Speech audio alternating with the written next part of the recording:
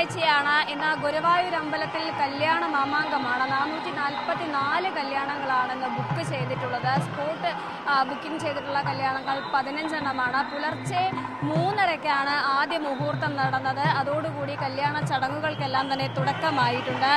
24 പേർക്കാണ് ഈ കല്യാണ സംഘങ്ങളിൽ പ്രവേശനമുള്ളത്. ഇന്നലെ വരെ ബുക്ക് ചെയ്തത് 434 ആയിരുന്നെങ്കിൽ പുലർച്ചെ ആയതോടുകൂടി അത് 444 മാറിയിട്ടുണ്ടായിരുന്നു.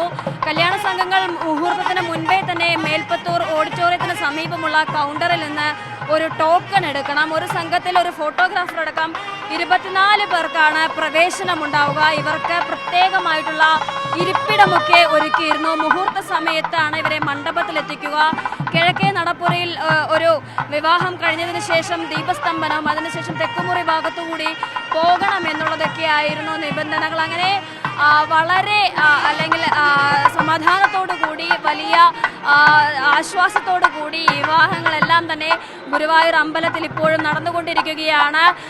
5 മണ്ഡപങ്ങളാണ് ഗുരുവായൂരിൽ കല്യാണങ്ങൾക്കായി ഉണ്ടായിരുന്നത്. പക്ഷേ തിരക്ക് കണക്കിലെടുത്തത് കൊണ്ട് ഒരു വിവാഹ മണ്ഡപം കൂടി ഒരുക്കുകയായിരുന്നു. അങ്ങനെ മൊത്തം 6 മണ്ഡപങ്ങളിലായാണ് ഈ 444 വിവാഹങ്ങൾ നടക്കുന്നത് എന്നുള്ളതാണ്.